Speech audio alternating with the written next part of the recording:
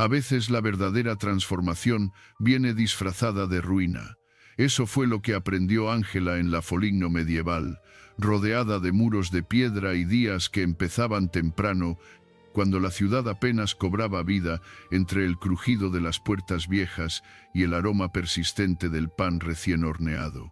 Su infancia, marcada por la pertenencia a una familia acomodada, parecía predestinada a la tranquilidad de quien nunca tuvo que preguntarse por el mañana. Sin embargo, las cosas que parecen sólidas pueden desmoronarse con una rapidez extraña, como la madera que descubre la humedad y de pronto se parte con un simple gesto. Bienvenidos a Vidas Santas, donde las historias que cambiaron el mundo no siempre son las más ruidosas, pero sí las más profundas. Si este tipo de relatos te acompaña en tus propias búsquedas, suscríbete ahora y forma parte de esta comunidad que viaja cada semana por vidas irrepetibles. Antes de continuar, cuéntame en los comentarios desde dónde nos estás viendo. Es hermoso sentir que estas palabras recorren caminos insospechados. Ángela tuvo que ver morir a muchos de los suyos. Primero su madre, luego uno de sus hijos, finalmente su esposo. En pocos años, lo que parecía una existencia protegida se convirtió en un sendero de pérdidas. Se quedó mirando lo cotidiano con una mezcla de extrañeza y nostalgia. El olor de la sopa espesa sobre la mesa, el roce de la tela áspera de un manto, el susurro de las oraciones nocturnas en latín que repetía sin terminar de comprender del todo. En algún momento, el dolor se volvió tan grande que dejarlo de lado no era opción. Ángela comenzó a buscar respuestas lejos de los consejos previsibles que ofrecía la gente de su entorno. Mientras la ciudad seguía vibrando con el bullicio de los mercados y las campanas llamando desde la iglesia, Ángela empezó a sentirse invisible. Caminaba por las calles portando el luto no solo en las prendas, sino en la postura de los hombros y en la mirada fija allá donde la piedra se desgastaba por el paso de los peregrinos. Los que la saludaban a veces bajaban la voz, como si temieran perturbar la pesada calma que la envolvía. Sin embargo, la verdadera revolución empezó a gestarse lejos de las miradas, en el interior tumultuoso y solitario, donde la fe y la duda dialogan constantemente. Se encontró preguntando por el sentido de todo, por qué el sufrimiento se presentaba con tal insistencia y cómo se podía vivir con la ausencia sin volverse una sombra de uno mismo. Los consejos más frecuentes hablaban de resignarse y esperar el alivio del tiempo, pero Ángela, terca como pocas, decidió enfrentarse al dolor con radicalidad. Vendió sus bienes, entregó las joyas que le quedaban, distribuyó limosnas entre los pobres y buscó refugio en una pobreza elegida, como quien decide renovarse desde lo esencial. La desposesión no fue una imagen romántica. Ángela sintió el frío de la piedra más intensamente, sin los mantos gruesos que antes la cobijaban. Se equivocó varias veces calculando cuánto podía dar y cuánto retener para sobrevivir. En las primeras noches, el nudo del miedo afloraba al recordar los rostros perdidos y la incertidumbre de cada día. La soledad era menos soportable que la pobreza. Pero las voces interiores, esas que aparecen cuando no hay más ruido afuera, comenzaron a ofrecérsele como compañeras inesperadas. La mujer que había sido admirada por muchos por su ingenio y belleza, se encontró ahora recogiendo agua en una jarra agrietada y compartiendo pan duro con los mendigos de la plaza central. El gesto sencillo de entregar una moneda, el roce cálido de una mano agradecida, la mirada limpia de los niños que le pedían más migas, todo se fue convirtiendo en un lenguaje nuevo, casi secreto, para descubrir que el alma necesitaba aquello que nunca había podido comprar. La conversión de Ángela nunca fue lineal. Hubo días donde el arrepentimiento la desbordaba, a veces acompañada por una culpa que, aunque no siempre tenía explicación, pesaba en el pecho como piedra mojada por la lluvia. Había noches más tranquilas, donde la oración le traía un poco de consuelo y la certeza de que Dios escucha hasta las palabras torpes. Los rezos, primero mecánicos y correctos, empezaron a fluir como susurros entrecortados, llenos de súplicas espontáneas, gratitudes humildes y reproches breves, casi infantiles, hacia un Dios que parecía oculto, pero seguía presente en cada esquina. Fue en ese clima de despojo donde comenzó a experimentar lo que llamaría sus primeros toques místicos. Uno de los días más intensos transcurrió mientras barría el polvo acumulado en el rincón oscuro de su pequeña casa. Sintió, no sabe cómo explicarlo, una presencia envolvente que no daba miedo ni alegría, sino una certeza misteriosa de que todo lo que había perdido, lo que le dolía, lo que buscaba tenía sentido, aunque no pudiera ponerlo en palabras. Lo que quedó de esa experiencia fue un silencio interior, como si la mente hubiera terminado de correr y decidiera sentarse a escuchar sin prisas. El pueblo observaba a Ángela con respeto y cierto recelo. La consideraban una viuda piadosa que había decidido entregarse a Dios. Lo que no sabían era que, puertas adentro, la lucha seguía siendo difícil. La santa sentía la tentación de abandonar el camino y recuperar la comodidad de antes, pero algo la retenía. Un anhelo persistentemente profundo, casi doloroso, de unirse a una realidad que se le escapaba en las experiencias comunes. Hubo días en que dudó de sí misma, días en que los consuelos espirituales desaparecían justo cuando más los necesitaba. La relación con los frailes franciscanos fue uno de los pilares de su camino. Ángela buscó orientación espiritual, preguntando en voz baja cómo se podía amar a Dios con intensidad sin perderse en el temor al fracaso. Los consejos que recibía a veces frustraban su deseo impaciente. Le pedían constancia y paciencia, dos virtudes menos atractivas para quien espera respuestas rápidas. Pero la amistad que surgió entre ella y algunos religiosos le dio espacio para compartir dudas sin censura y sueños que todavía no había aprendido a formular.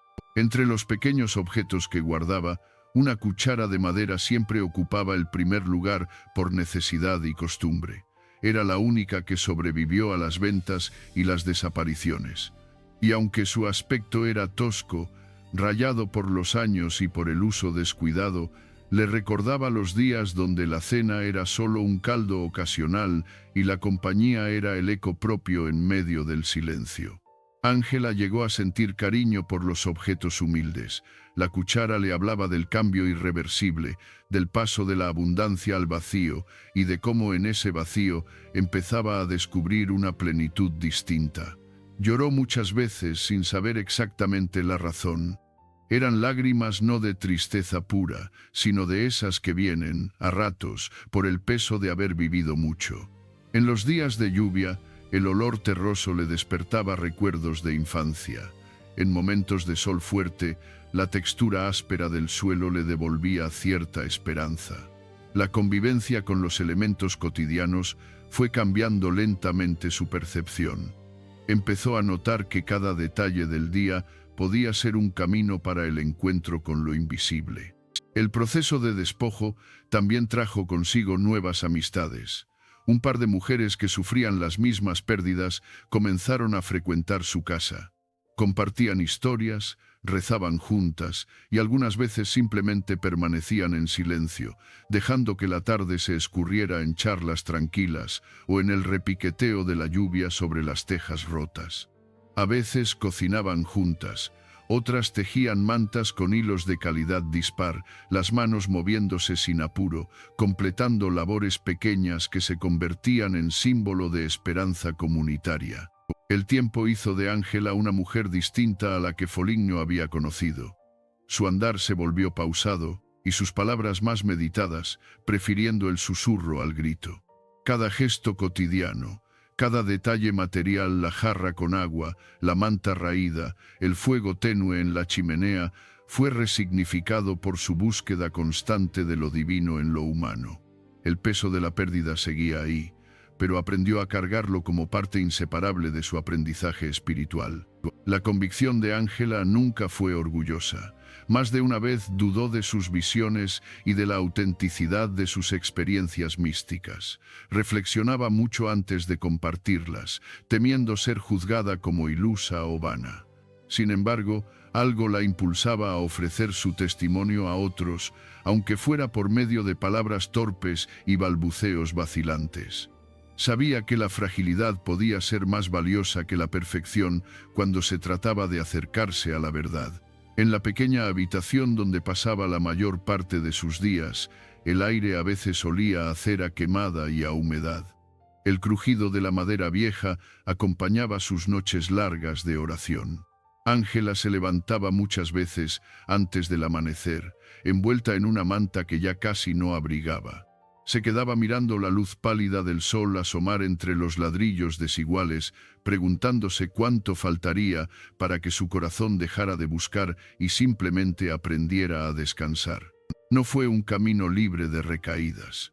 Hubo épocas donde el miedo a perder el sentido de la vida regresaba y la tentación del rencor o del resentimiento hacia Dios se asomaba entre las sombras del espíritu. Pero en medio de esas luchas, la santa empezó a experimentar breves intuiciones de paz, como ráfagas tenues que devolvían algo de claridad. Fue entonces cuando algunos en el pueblo empezaron a notar que, pese a sus dificultades, Ángela transmitía una serenidad que tenía poco que ver con la ausencia de problemas y mucho con la confianza en algo que no podía verse. La ruptura interior de Ángela no fue solo un episodio, sino una secuencia de dolores y aprendizajes que marcaron el inicio de su entrega radical. Fue una travesía lenta, a veces amarga, a veces iluminada por pequeños milagros cotidianos que solo distingue quien ha perdido mucho. Aprendió que, para hallar lo sagrado, había que aprender a soltar lo superficial, convivir con la vulnerabilidad y aceptar el desierto interior sin disfrazarlo.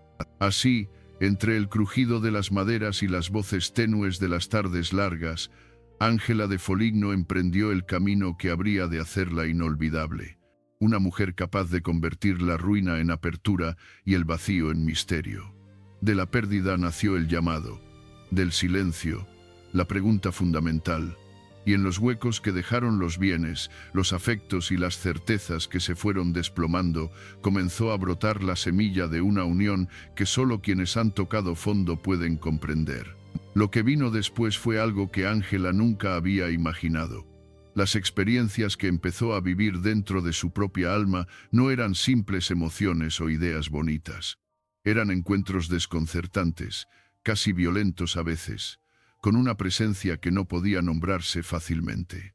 En las oraciones profundas que duraban horas, la santa entraba en estados donde el tiempo parecía suspenderse y las preocupaciones cotidianas desaparecían como si nunca hubieran existido. Lo que quedaba era una especie de desnudez espiritual, un territorio sin defensas donde Dios se presentaba de maneras impredecibles. Una tarde, mientras rezaba en la pequeña capilla cercana a su casa, sintió algo que describió como un fuego interior. No un fuego que quema la piel, sino algo que atraviesa el pecho y se instala en el centro mismo del ser. La sensación la dejó sin aliento por unos instantes, temblando en el suelo frío de la iglesia. Cuando logró levantarse, sus rodillas flaqueaban y las lágrimas corrían sin control. No podía explicar qué había pasado, solo sabía que algo o alguien la había tocado de una manera que ninguna palabra alcanzaría a describir completamente. Las visiones de Ángela no eran siempre dulces ni consoladoras. A veces se enfrentaba a imágenes de la pasión de Cristo con tal realismo que el dolor ajeno se convertía en propio. Veía las heridas, la sangre, el sufrimiento inmenso de un hombre que había elegido amar hasta el final. En esos momentos, la santa lloraba con una intensidad que asustaba a quienes la rodeaban. Algunos pensaban que había enloquecido, otros que exageraba por llamar la atención. Pero los que la conocían de cerca notaban que esas lágrimas no eran teatrales, sino inevitables, como si Ángela estuviera siendo partida por dentro y no pudiera evitar expresarlo. Los escritos que dictó a su confesor, Fray Arnaldo, Intentaban dar forma a lo inefable. Ángela hablaba con palabras entrecortadas, buscando imágenes que tradujeran lo invisible. Decía cosas como que Dios es todo bien, pero también que en su presencia el alma se desnuda de cualquier pretensión de control. Hablaba de la unión mística como un matrimonio del espíritu, donde uno deja de ser dueño de sí mismo para convertirse en parte de algo infinitamente mayor. Las frases salían torpes, incompletas, y muchas veces se detenía frustrada porque las palabras humanas no alcanzaban para capturar la magnitud de lo vivido. Fray Arnaldo escribía con paciencia, llenando pergaminos con las confesiones de Ángela. A veces la interrumpía para pedirle que aclarara un punto, pero ella solo podía responder con aproximaciones. Le decía que era como intentar describir un color que nadie más había visto o un sonido que solo ella había escuchado. La escritura se convirtió en un ejercicio de humildad para ambos, el fraile aprendiendo a respetar el misterio, la santa aceptando que su experiencia nunca quedaría perfectamente traducida en tinta y papel. En uno de sus estados más profundos, Ángela experimentó lo que llamó el abismo divino. Sintió que se hundía en una oscuridad que, en lugar de asustar, atraía con una fuerza magnética. En ese abismo no había imágenes ni sonidos, solo una presencia abrumadora que la sostenía mientras todo lo demás desaparecía. Cuando salió de ese estado, le costó días recuperar el equilibrio. Caminaba tambaleándose, olvidaba comer, y su mirada permanecía fija en algún punto lejano que nadie más percibía. Los vecinos murmuraban que la viuda piadosa había perdido el juicio, pero Ángela sabía que había encontrado algo más valioso que la cordura convencional. La intensidad de sus vivencias místicas la llevó a buscar la compañía de otros que compartieran su sed espiritual. Se reunía con un pequeño grupo de mujeres y hombres que también anhelaban profundizar en la oración y la contemplación. Juntos pasaban largas horas en silencio, interrumpidos solo por algún suspiro o alguna confesión breve de lo que cada uno sentía en el alma. No había rituales complicados ni doctrinas rígidas, solo el deseo compartido de tocar lo divino, aunque fuera por un instante. Las descripciones que Ángela hacía de sus visiones incluían detalles que nadie esperaría. Hablaba de olores inexplicables, como el perfume de flores que no crecían en esa región o el aroma del pan recién horneado cuando no había pan cerca. Mencionaba sabores dulces en la boca sin haber comido nada y sensaciones táctiles de caricias suaves en momentos donde estaba completamente sola. Estos elementos sensoriales daban a sus relatos una textura casi física, haciendo que lo sobrenatural se mezclara con lo cotidiano de manera desconcertante. Hubo una visión particularmente intensa donde Ángela sintió que Cristo la abrazaba. No era una metáfora poética ni una imagen simbólica, sino una experiencia real de brazos que la sostenían y un calor que la envolvía. En ese abrazo, la santa experimentó una mezcla de gozo y dolor tan fuerte que creyó que su corazón no resistiría. Gritó sin darse cuenta, asustando a una vecina que pasaba por la calle.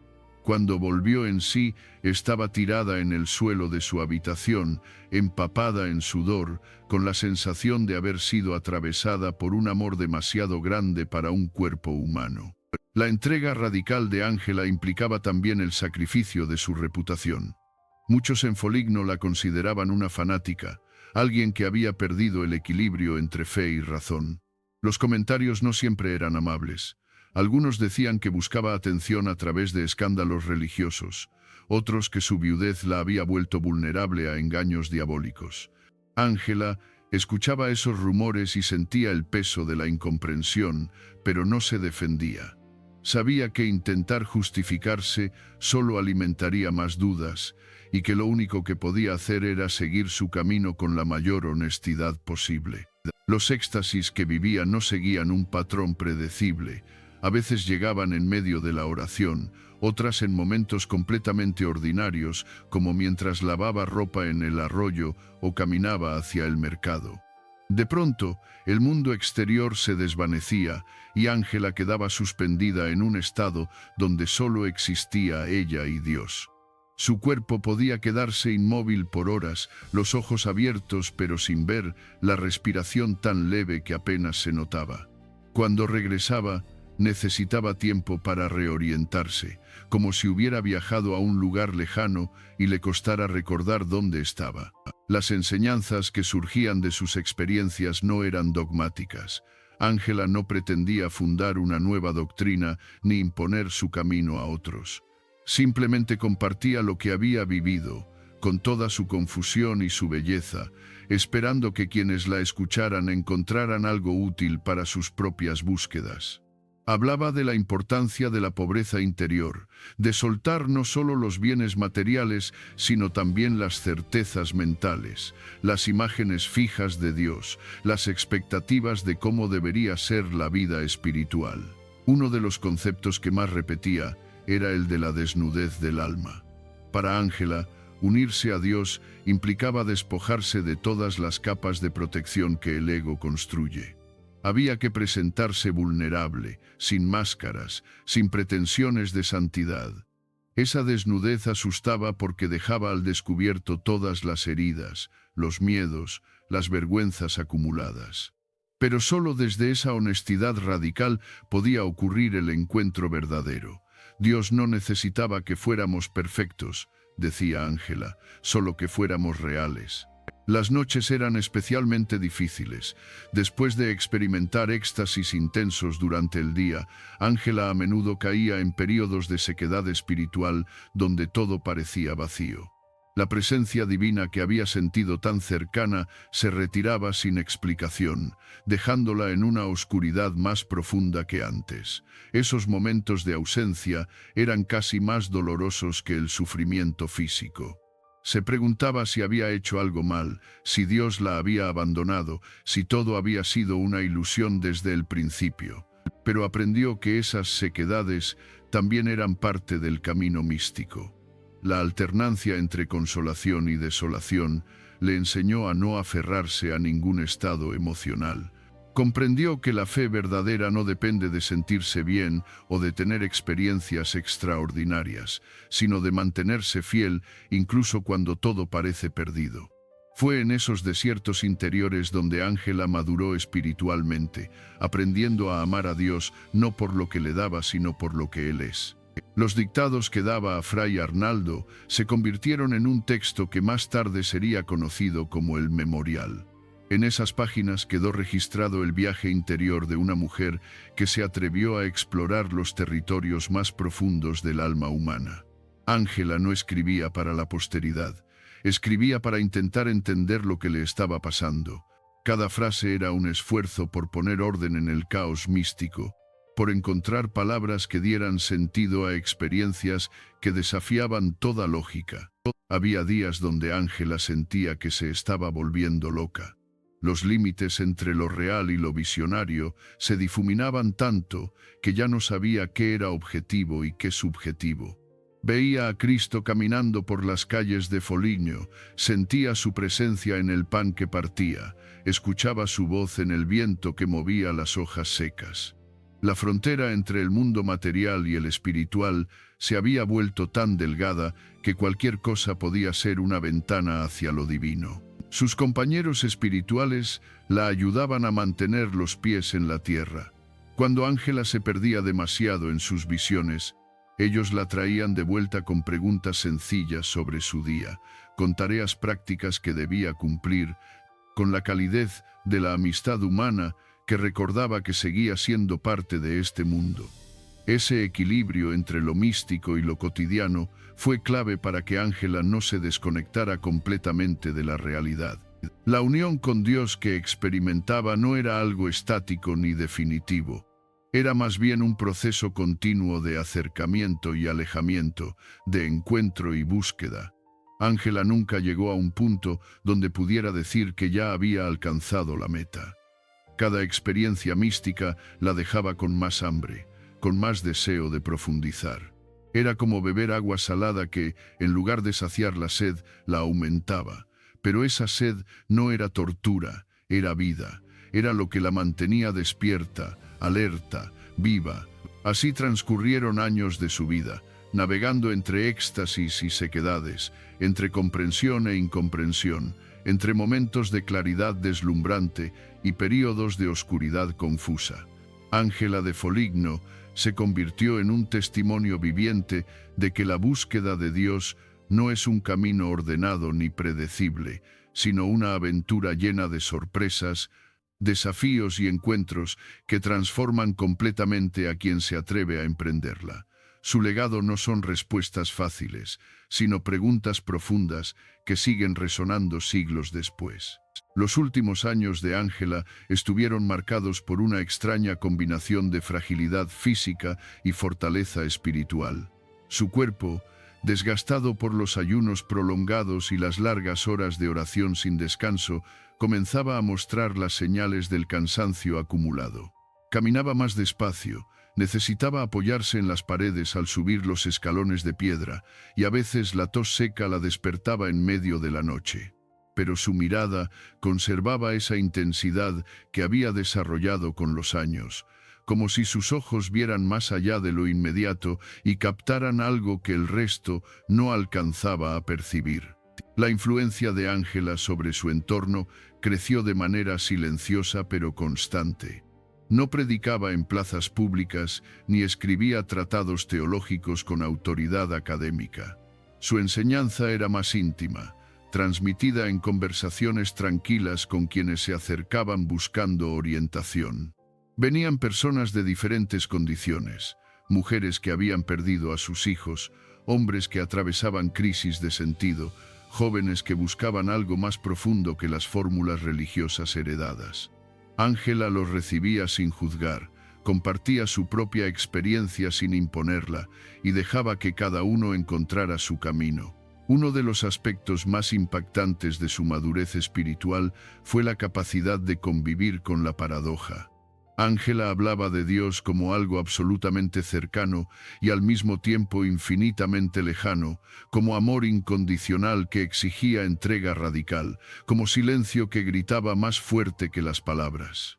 Esas contradicciones no la perturbaban, al contrario, las aceptaba como parte del misterio que nunca terminaría de comprender. Aprendió que la vida espiritual no consiste en resolver enigmas, sino en habitarlos con humildad y asombro. La pequeña comunidad que se formó alrededor de ella no seguía reglas estrictas ni horarios rígidos. Se reunían cuando podían, oraban juntos o en silencio, compartían pan y vino modestos, y conversaban sobre lo que cada uno estaba viviendo en su interior. Ángela fomentaba la honestidad brutal, la que no embellece ni disimula. Les decía que Dios prefiere la verdad incómoda a la mentira piadosa, que más vale confesar dudas que fingir certezas. Esa atmósfera de autenticidad permitía que las personas se abrieran sin miedo al juicio. Hubo un joven franciscano que llegó a visitarla en estado de desesperación. Había intentado vivir la vida religiosa con fervor, pero se sentía vacío, desconectado de todo lo que supuestamente debía experimentar. Le confesó a Ángela que estaba considerando abandonar la orden, que quizás no había nacido para ese camino. Ella lo escuchó sin interrumpir, dejó que el silencio se instalara después de sus palabras y luego le contó sobre sus propios períodos de sequedad, esos momentos donde Dios parecía ausente y la fe se convertía en puro ejercicio de voluntad. Le dijo que esos desiertos eran tan necesarios como los oasis, que la ausencia también es una forma de presencia. El joven se fue con lágrimas en los ojos, no de tristeza sino de alivio. Alguien finalmente le había dado permiso para ser humano, para no tener que fingir una santidad que no sentía. Meses después volvió a visitarla, más sereno, contándole que había decidido quedarse en la orden, pero con una actitud diferente. Ya no buscaba experiencias místicas espectaculares, sino simplemente vivir cada día con la mayor honestidad posible. Ángela sonrió al escucharlo, reconociendo en sus palabras el fruto maduro de su propia enseñanza.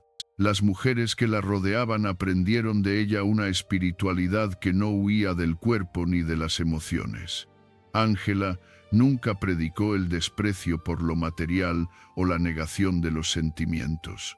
Al contrario, insistía en que la carne y el espíritu no son enemigos sino compañeros de viaje. El cuerpo con sus dolores y placeres, el corazón con sus alegrías y tristezas, la mente con sus dudas y comprensiones, todo formaba parte del camino hacia Dios. No había que amputar nada, sino integrarlo en una entrega consciente y libre. En una de sus últimas conversaciones públicas, Ángela habló sobre el amor divino de una manera que sorprendió a muchos. Dijo que Dios no ama como nosotros amamos, con condiciones y expectativas, sino con una locura que roza el escándalo. Un amor que elige lo débil, lo roto, lo despreciado, no porque sea virtuoso, sino simplemente porque es.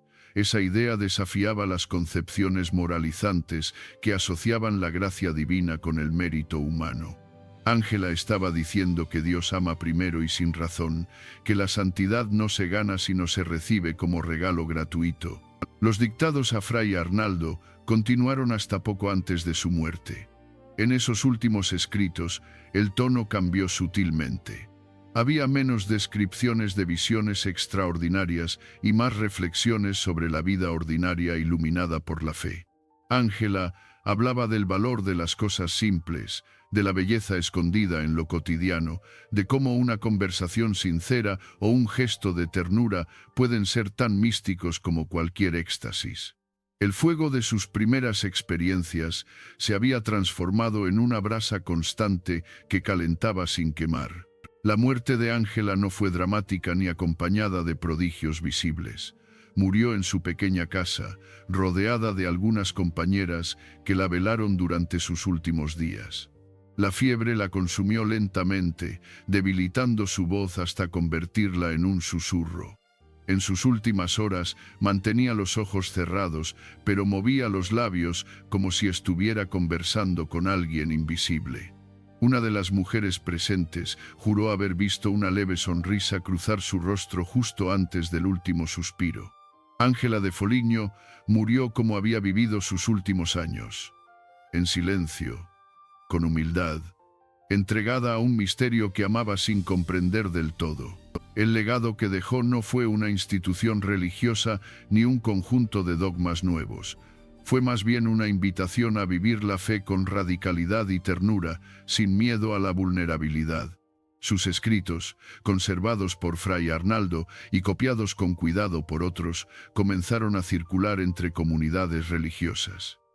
Algunas personas los leían con devoción, otras con escepticismo, pero nadie quedaba indiferente ante esas páginas donde una mujer había volcado su alma con una sinceridad desarmante. Siglos después, la figura de Ángela sigue interpelando a quienes buscan algo más profundo que las respuestas prefabricadas. En un mundo que valora la productividad y los resultados medibles, su vida recuerda que hay dimensiones de la existencia que no se pueden cuantificar ni controlar. La experiencia mística que ella vivió no es algo reservado para unos pocos elegidos, sino una posibilidad abierta para cualquiera dispuesto a arriesgarse al despojo y la entrega. Hoy, cuando la espiritualidad muchas veces se reduce a técnicas de bienestar o fórmulas de autoayuda, el testimonio de Ángela resulta incómodo y necesario. Ella no buscaba sentirse mejor ni alcanzar la paz mental. Buscaba la verdad, aunque esa verdad la desgarrara. Quería encontrarse con Dios, aunque ese encuentro implicara perderlo todo. Su radicalidad no nace del fanatismo sino del amor, de ese amor desmedido que no calcula costos ni busca garantías. La entrega radical de Ángela no fue un acto único y definitivo, sino una decisión renovada cada día. Hubo mañanas donde despertaba sin ganas de seguir, tardes donde la duda la paralizaba, noches donde el miedo a la locura la acechaba. Pero cada vez volvía a elegir el camino que había iniciado, no por heroísmo sino por fidelidad a algo más grande que ella misma. Esa constancia imperfecta, llena de tropiezos y recuperaciones, es quizás su enseñanza más valiosa. En nuestros días, donde el ruido constante dificulta la escucha interior y la velocidad impide la contemplación, Ángela nos invita a detenernos, a crear espacios de silencio donde el alma pueda respirar, a despojarnos no solo de cosas, sino de certezas que limitan nuestra comprensión, a atrevernos a la vulnerabilidad que permite el encuentro genuino, con nosotros mismos, con los demás, con lo sagrado. Su vida es un recordatorio de que la verdadera transformación ocurre en las profundidades, lejos de las miradas y los aplausos. La mística de Ángela no ofrece recetas ni caminos seguros. No promete que todo será fácil ni que las respuestas llegarán rápidamente. Pero sí garantiza que la búsqueda honesta, por dolorosa que sea, vale la pena. Que en el fondo del abismo puede encontrarse un amor que sostiene incluso cuando todo parece derrumbarse. Que la pérdida, la soledad, el sufrimiento no son obstáculos para la vida espiritual, sino portales hacia una comprensión más honda. Si esta historia te ha tocado de alguna manera, si has reconocido algo de tu propia búsqueda en el camino de Ángela, suscríbete a Vidas Santas. Aquí seguiremos explorando vidas que desafían lo convencional, que nos recuerdan que lo sagrado se esconde en lugares inesperados, que la santidad no es perfección, sino honestidad radical. Comparte este video con alguien que necesite saber que no está solo en su búsqueda, que otros han caminado antes por territorios similares y han dejado huellas que todavía iluminan. Ángela de Foligno vivió hace siglos en una ciudad medieval que ya no existe de la misma manera. Pero su sed de absoluto, su capacidad de convivir con el misterio, su valentía para despojarse de todo por amor a la verdad, siguen siendo asombrosamente contemporáneas. Porque el corazón humano, con sus anhelos y sus miedos, no cambia tanto con el paso del tiempo. Seguimos necesitando testimonios como el suyo. Voces que nos digan que es posible vivir con profundidad, que el vacío no es el final sino el comienzo, que en la desnudez del alma puede florecer una plenitud insospechada. Que la vida de esta mujer extraordinaria nos inspire no a imitarla exactamente, sino a encontrar nuestra propia forma de radicalidad. Que su entrega nos desafíe a soltar lo que nos impide crecer. Que su mística nos recuerde que hay dimensiones de la realidad que solo se revelan a quien se atreve a mirar más allá de lo evidente.